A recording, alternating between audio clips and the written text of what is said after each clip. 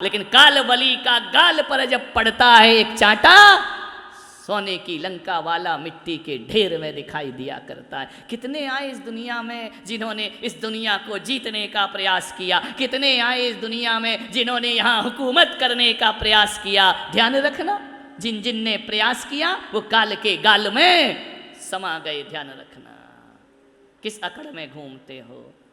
मौत ने जमाने को वो समा दिखा डाला, वो कैसे कैसे रुस्तमों को खाक में, किसका स्वप्न देख रहे हो। है तो कुछ नहीं, लेकिन आशा तृष्णा ना मरी, मर मर गया शरीर। क्या रखा है, किसके चिपक रहे हो, क्यों लकड़ी में घुन बन रहे हो। लकड़ी भी जलेगी, तुम भी जल जाओगे।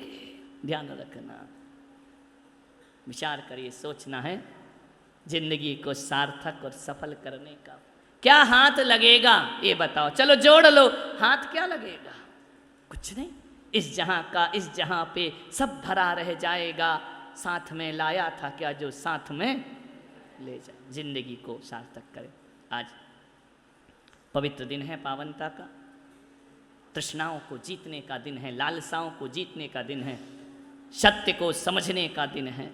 उस सत्य को समझो, जीवन सार्थक होगा।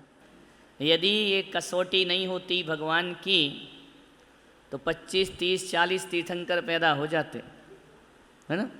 हर कोई अपने को तीर्थंकर घोषित कर देता या नहीं, कि मैं ही भगवान हूँ। तो बोले नहीं, कोई अपने को भगवान घोषित नहीं कर सकता, उसके अंदर ये कसौटियाँ होना चाहिए, ये डिग्री होना चाहिए। तो भगवान का वाह्य स्वरूप कैसा है, वस्त्र रहित, आभूषण रहित, अस्त्र शस्त्र रहित, स्त्री पुत्रादि रहित, और दृष्टि कैसी, आसन कैसा, खड्गासन। और ये जिसके पास हैं, हमको तो 2 ही आसन का भगवान चाहिए, लेटा हुआ भगवान नहीं चाहिए। कैसा चाहिए, खड़े हुए, या ऐसा नहीं कि यूँ मसंद लगा और यूँ बैठे, ये भगवान नहीं चलेंगे। समझ में आ रहा, कैसे भगवान चाहिए, खड्गासन या तीसरा कोई आसन नहीं। ये आसन काय का है, वीतरागता। ये भगवान का वाह्य स्वरूप है। कैसा है, देखो, यदि भगवान ऐसे हाथ पर हाथ रख कर बैठे हैं, उल्टे हाथ पर कौन सा हाथ है, क्यों, अधर्म पे धर्म की विजय, धर्म को दबा दी, अधर्म को उन्होंने। अब ऐसे हाथ रखने वाला सोएगा क्या, ऐसा कैसे सोएगा, ऐसा लंबे हाथ किए वाला सोएगा क्या। जिसने हाथ पर हाथ रख दिए भोजन करेगा क्या, नहीं करेगा, नासा दृष्टि है। जिसने ऐसे हाथ रख के बैठ गया, उसको ठंड लगेगी क्या, गर्मी लगेगी क्या, प्यास लगेगी क्या। यदि लगेगी तो फिर ये हाथ ऐसा क्यों रखा। ऐसे हाथ रख के आप कौन से काम कर सकते हैं, बताइए।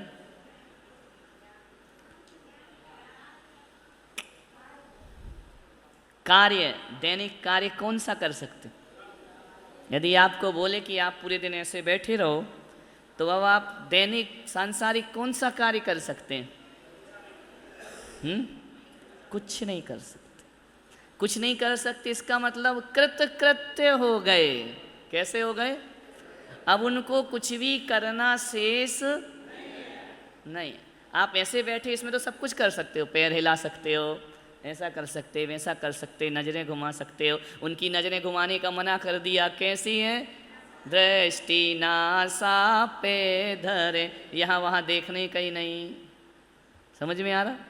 अपन क्या कर सकते हैं, इस चेयर पे बैठ के सब कुछ, खुजली कर सकते हैं, ये कर सकते हैं, ऐसा कर सकते, पैर हिला सकते हैं, सिर हिला सकते, टिक सकते, वो नहीं कर सकते उस मुद्रा में।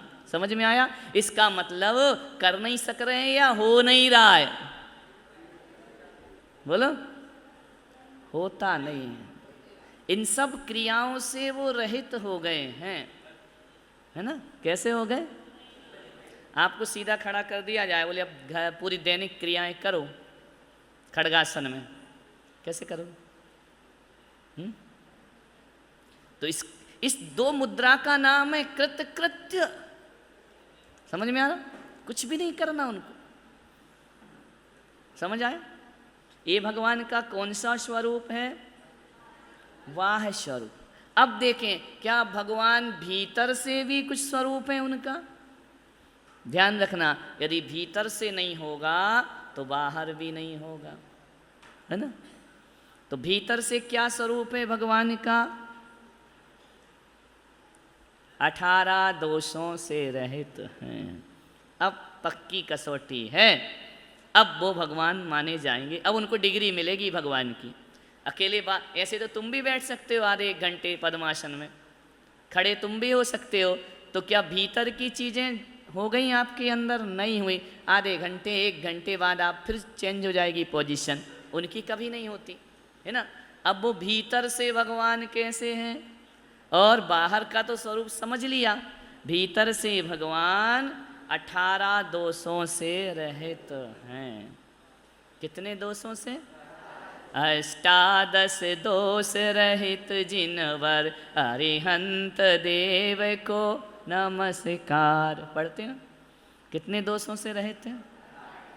जो 18 दोषों से रहित हो जाएगा उसको अरिहंत की डिग्री मिल जाएगी। उसके पहले यदि तुमने अपने को लगाया अरिहंत शब्द तो आप वैलिड नहीं हैं, है ना। आप प्रमाणिक नहीं हैं, आप हमारे अरिहंत नहीं हो सकते। क्लियर हुआ? तो जिससे जो 18 दोष से रहित हो गया ना, उससे बड़ा ज्ञानी कोई नहीं, उससे बड़ा शक्तिशाली कोई नहीं, उससे बड़ा सुखी कोई नहीं, उससे बड़ा दातार कोई नहीं, उससे ज़्यादा शुद्ध फिर कोई और। अशुद्ध किससे? हम दोषों से, है ना। अब वो कैसे हो गए? दोषों से रहित हो गए, शुद्ध हो गए। मालूम है अशुद्ध आत्मा कौन? जो 18 दोषों से सहित है। शुद्ध आत्मा कौन? जो 18 दोषों से रहित है, वह शुद्ध आत्मा है। अपन लोग शुद्ध आत्मा हैं क्या? बोलो, क्यों? अपने अंदर क्या है? देखो, अपनी क्या आदत है और भगवान की क्या आदत है। अपन लोग जानते बहुत कम हैं, जानते देखते बहुत कम हैं, पर राग द्वेष बहुत करते हैं। इसको बंद कर, आवाज आ रही है। अच्छा, उसमें उसकी आवाज बंद कर, रिपीट होता है। अपना जीवन कैसा है? जानते तो बिल्कुल कुछ नहीं, लेकिन राग द्वेष कितना करते हैं? बहुत ज्यादा, अंतहीन। जानते राई भर हैं और राग द्वेष कितने हैं? पहाड़ भर। और भगवान जानते पहाड़ भर हैं, राग द्वेष बिल्कुल नहीं। समझ में आ रहा कि नहीं आ रहा? क्लियर हो रहा? अपन को ये नहीं मालूम है, यदि पलट के ना देखो तो पीछे चुपचाप कोई आके बैठ जाए, इतना भी ज्ञान नहीं है कि कौन बैठा है क्या? नहीं है ना। लेकिन राग द्वेष कितने हैं? पहाड़ बराबर। ज्यों ज्यों ज्ञानी होगे त्यों त्यों राग द्वेष मिटेगा। समझ में आ रहा? ज्यों ज्यों अज्ञानी रहोगे त्यों त्यों राग द्वेष। और भगवान कितना जानते हैं?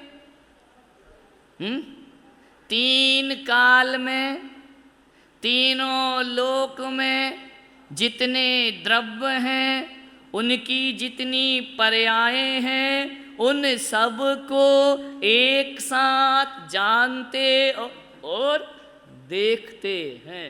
किस किस को जानते हैं? बोलो तो। तीनों लोक में। कौन से 3 लोक? ऊर्ध्वलोक, मध्यलोक, पातालोक। तीनों काल में। 3 काल कौन से? Present, past, future. Past tense कितना बड़ा होता है?